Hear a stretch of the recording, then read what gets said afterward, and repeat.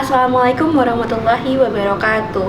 Perkenalkan, nama saya Maisha Faradila Al-Aziza dari Universitas Islam Negeri Sultan Syarif Kasim Riau dengan program studi Bimbingan dan Konseling Pendidikan Islam ingin memaparkan bentuk contoh penerapan layanan foto konseling, di mana foto konseling merupakan salah satu metode tercepat, bukan sebagai tercepat, tetapi metode yang mempermudah seorang konselor dalam melakukan penjajakan masalah, sehingga memberikan kemudahan baik bagi konselor ataupun klien dalam mengkomunikasikan permasalahan yang terjadi dan melakukan penyelesaian masalah bersama. Nah, adapun penerapan metode foto konseling ini sangat efektif digunakan dikarenakan dapat mempermudah akses baik secara konseling secara virtual maupun secara nyata, dikarenakan dengan pemberian foto kita dapat menyajikan secara visual melalui perangkat seluler ataupun secara cetakan yang sudah dibentuk dengan sedemikian rupa. Diharapkan penerapan foto konseling ini dapat diefektivitaskan di dalam pembelajaran ataupun di dalam penerapan pengentasan masalah bagi klien di dalam lingkungan sekolah ataupun dalam masyarakat. Terima kasih. Assalamualaikum warahmatullahi wabarakatuh. Perkenalkan, nama saya Alia Atika Yunaiza. Saya berstatus sebagai mahasiswa di Universitas Islam Negeri Sultan Syarif Kasim Riau, di mana dengan program studi Bimbingan dan Konseling Pendidikan Islam. Saya di sini sebagai klien dalam konseling kreatif.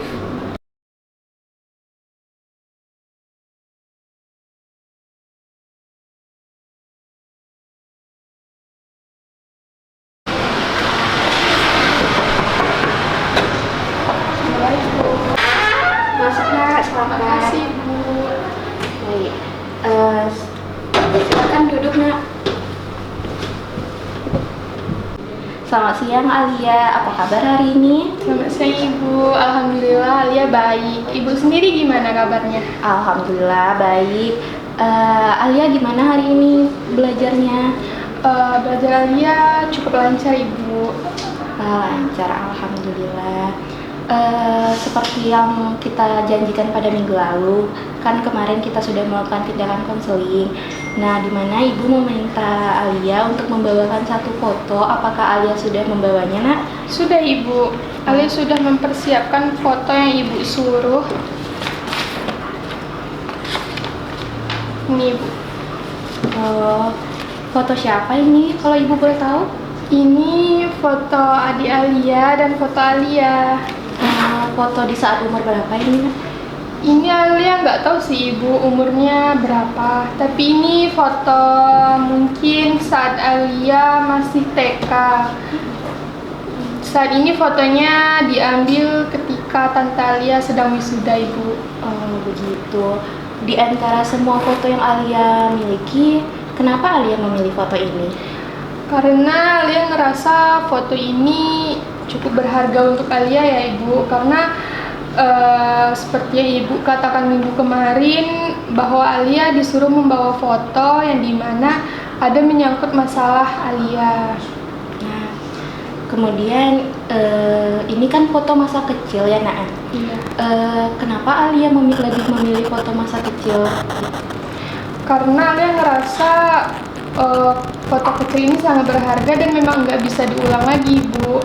Dan di saat ini kan yang bermasalah sebenarnya di adik Alia. Jadi Alia tuh pengennya adik Alia ini kembali kepada masa kecilnya lagi, Bu, bukan di masa yang sekarang. Karena sekarang ini adik Alia ngerasa kok dia itu banyak berubahnya, beda seperti waktu kecil. Waktu kecil dia itu mau bermain sama Alia, mau nurut sama Alia, tapi makin kesini kok makin mengkhawatirkan ya adik Alia ini. Makanya Alia milih foto waktu kecil.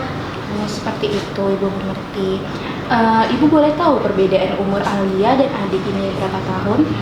Alia itu 2003, Ibu, dan adik Alia ini 2007 kalau tidak salah, Ibu. Oh, terdapat perbedaan yang cukup dekat lah ya untuk seorang kakak dan adik.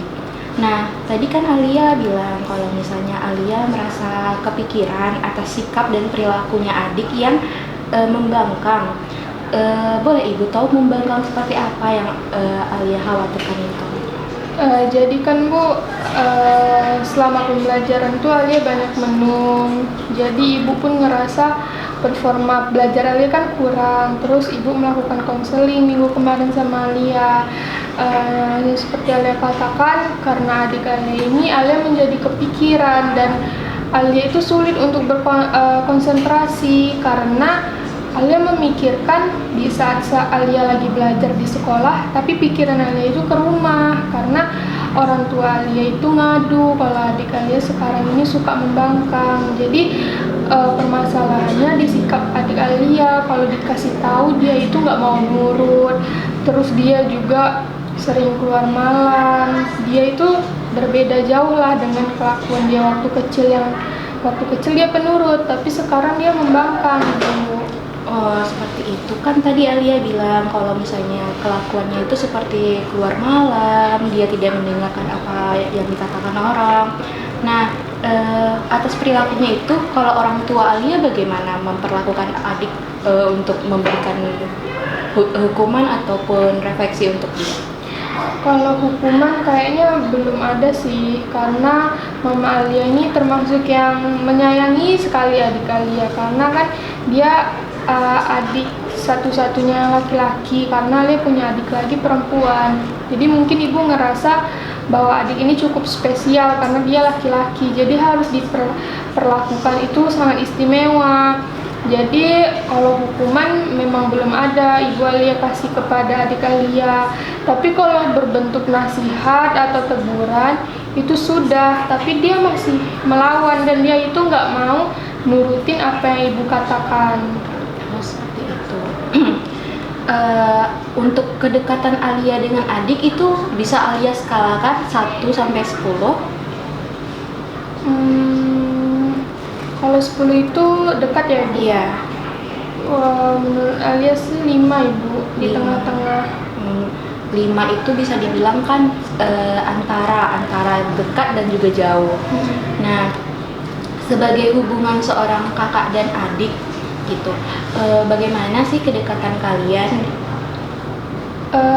Seperti Ibu katakan tadi, saya kan di skala 5, Bu. Jadi saya ngerasa dekat itu enggak, ngerasa jauh juga enggak. Karena kalau untuk berkomunikasi terlalu dekat, saya jarang sama adik saya. Karena saya pagi kan ke sekolah, Bu. Jadi pulangnya sore. Terus dia ini kan SMP, Bu. Jadi dia itu pulangnya lebih cepat dari saya. Ketika saya pulang dia udah nggak ada di rumah, Bu. Jadi dia itu udah pergi nongkrong sama teman-temannya. Jadi nggak ada kedekatan yang intens sekali antara Alia sama adik Alia. Jadi cuman sebatas kalau dia terlalu kasar membentak Ibu Alia, di situ Alia tegur. Terus kalau misalnya dia lambat pulang malam, baru Alia telepon dia suruh pulang. Cuman sekedar itu aja sih, Bu, kedekatannya. Kalau untuk mengetahui perasaan masing-masing itu belum sampai sedekat itu, Ibu.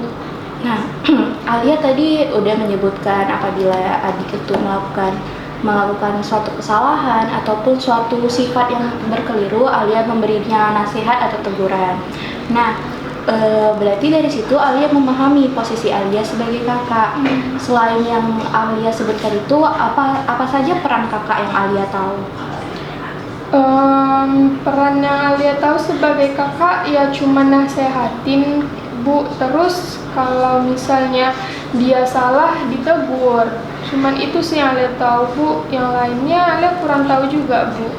Nah, selain yang dibilang Alia itu tadi benar, dan ibu ingin ada satu hal yang ibu tidak mendapatkannya, di mana peran seorang kakak itu bisa menjadi contoh buat si adik, bisa jadi pengayom, membina, dan juga membimbing si adik dengan baik. Nah, dengan adanya seorang kakak, pastinya adik akan meniru apapun perilaku kita sebagai yang lebih tua dari dia. Kira-kira bagaimana perilaku Alia di rumah apabila mendapat perlakuan yang sama oleh orang tua gitu? Sifat Alia ya Bu, Alia itu kalau misalnya ditegur sama orang tua juga sih nggak membangkang, cuman Alia diam aja. Itu sih Bu, tapi kan beda sama adik Alia, dia kalau ditegur malah membangkang gitu Ibu. Nah, Ibu memahami maksud dan juga perasaan Alia gitu.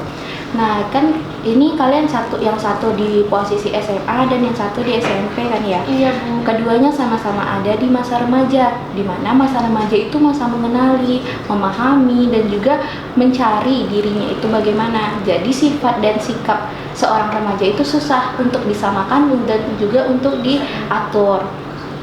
Nah, di sini Alia sebagai seorang kakak yang sudah dewasa, tentunya harus dapat memberikan contoh yang baik, seperti misalnya ketika orang tua melakukan memerintah kita menuruti, orang tua memberikan nasihat kita jalani, dan juga ketika kita diberikan perintah oleh orang tua, kita juga menjalankannya itu dengan senang, dan kalau bisa adik-adik juga tahu apa yang kita lakukan sehingga itu menjadi contoh.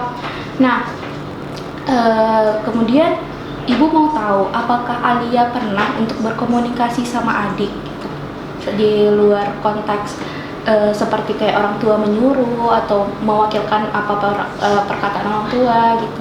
Untuk berkomunikasi lebih sih itu jarang ya Bu, tapi Alia pernah untuk membuka percakapan sama adik Alia, kayak kamu kenapa sih kok makin kesini makin membangkang ya sama ibu gitu.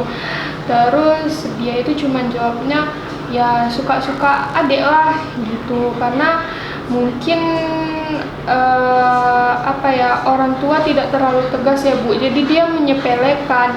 Jadi dari situ, dari jawabannya yang jutek, terus dia itu ketus sama Alia, jadi Alia sulit untuk membuka komunikasi lagi sama dia. Dan dia ini tipe orang yang kalau misalnya kita bertanya 10 kalimat, dia cuma jawab 1 kalimat Bu, jadi susah untuk membuka percakapan sama adik Alia Bu. Dia itu memang sulit untuk berkomunikasi Bu, jadi dia cuma iya aja.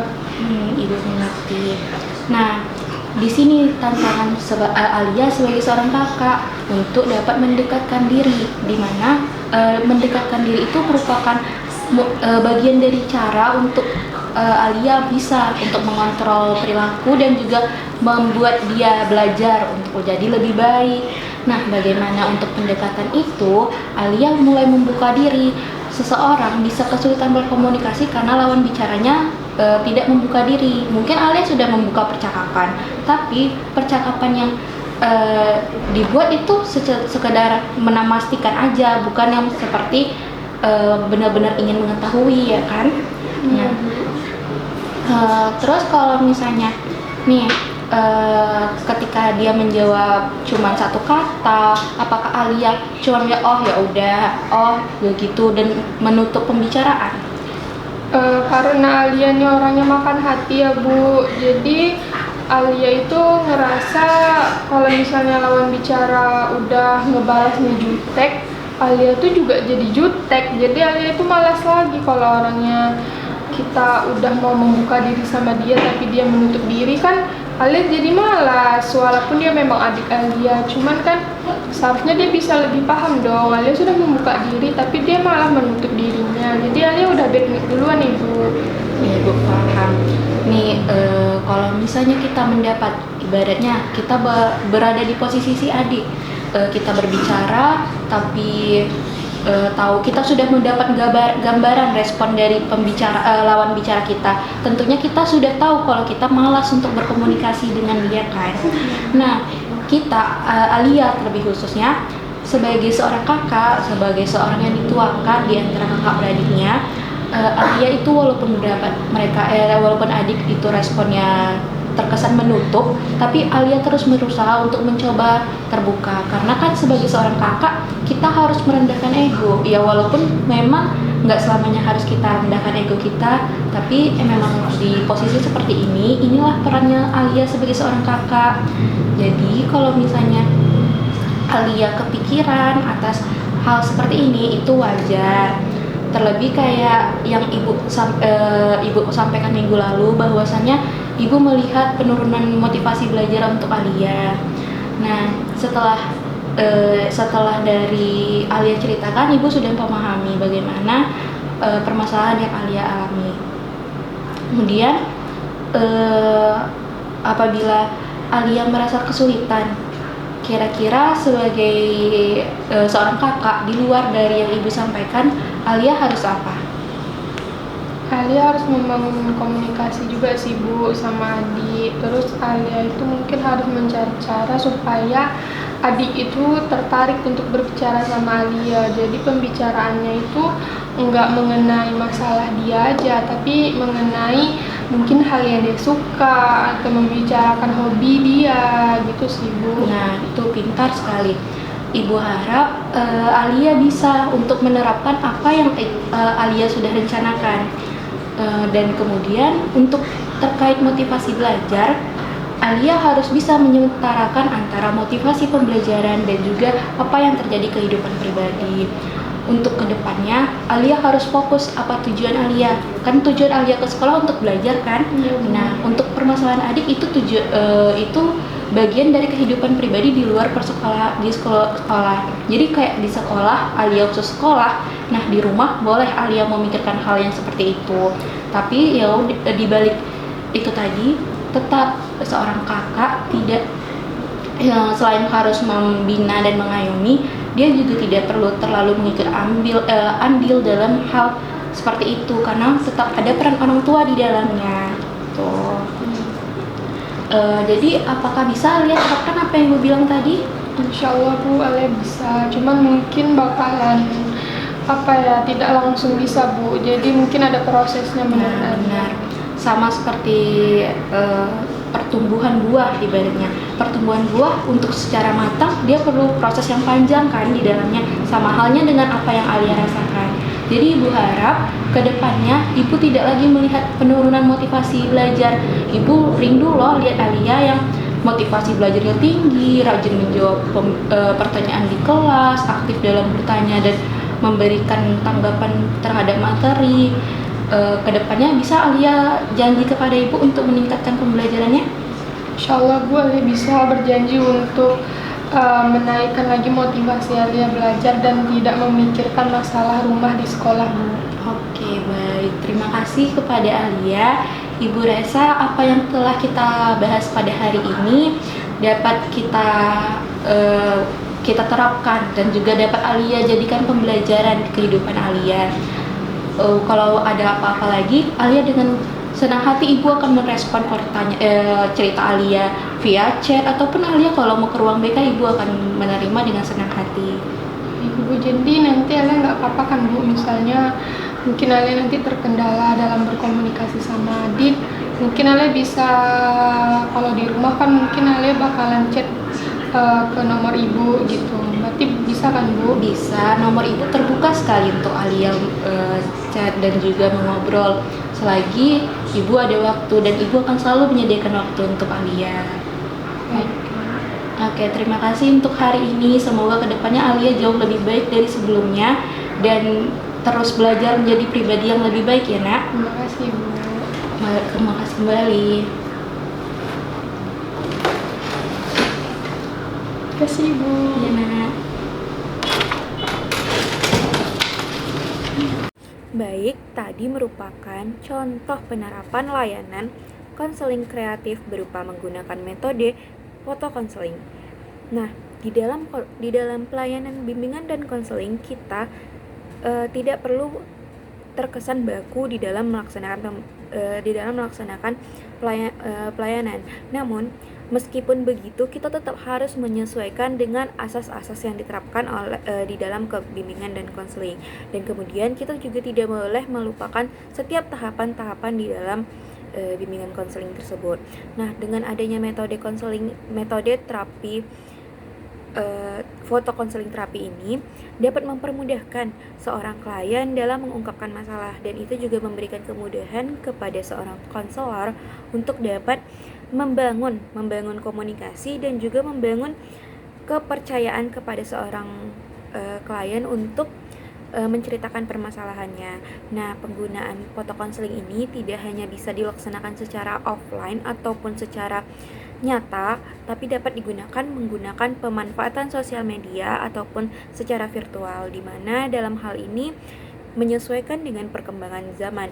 Kita sudah memasuki di era generasi Z, di mana generasi Z itu merupakan sekelompok individu ataupun mungkin seseorang yang berada di kelahiran di tahun 1997 hingga 2012, di mana pada perkembangan ini teknologi dan juga digital itu semakin berkembang pesat, dan tentunya hal ini juga terkait dalam pembelajaran, pemberian layanan, dan juga dalam administrasian berbagai macam kebutuhan sehari-hari, terkhusus kepada layanan konseling. Jadi dengan adanya foto konseling ini, kita dapat mempermudah akses memberikan layanan, tidak perlu tatap muka, tapi memang ketika pemberian layanan itu memang lebih baik untuk adanya tatap muka. Namun apabila saat itu kondisi klien dan juga konselor itu terpisahkan oleh jarak, dengan adanya foto konseling ini juga dapat memberikan kemudahan tersendiri.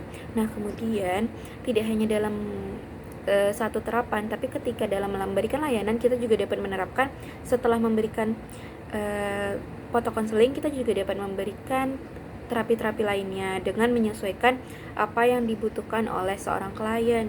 Nah, foto konseling foto terapi ini juga terbilang masih baru ada di dalam dunia bimbingan dan konseling, karena foto konseling ini terbilang kan mengikuti pemanfaatan digital, di mana pemanfaatan digital itu mulai berkembang di era-era tahun 2023 ini, dan juga belum banyak untuk penggunaannya. Jadi alasan saya memilih foto konseling terapi ini karena belum banyak yang menggunakan, dan juga ingin memberikan pemahaman lebih luas bahwasannya terapi konseling itu tidak hanya menonton antara individu, antara terapi-terapi klasik yang ada di tahun-tahun sebelumnya. Jadi semakin berkembangnya waktu, semakin berkembangnya zaman, dan juga semakin berkembangnya teknologi, maka bakal muncul teknologi-teknologi baru. Mungkin tidak hanya dalam foto konseling, tetapi juga bisa menggunakan video konseling. Nah, video konseling itu seperti menggunakan tatap muka secara virtual. Nah, dalam itu bekerja sama, dan itu juga sebagai perantara dalam pelaksanaan foto konseling, di mana dengan menggunakan virtual terapi ataupun video konseling, kita dapat memberikan kemudahan berbicara dan juga mempraktekkan foto konseling itu dengan membagikan layar atau dengan sama-sama saling berbagi foto lewat sosial media. Nah, mungkin hanya itu yang dapat saya paparkan. Bila salah dan kurang mohon dimaafkan. Assalamualaikum warahmatullahi wabarakatuh. Terima kasih banyak semua audiens. Sampai jumpa di video selanjutnya.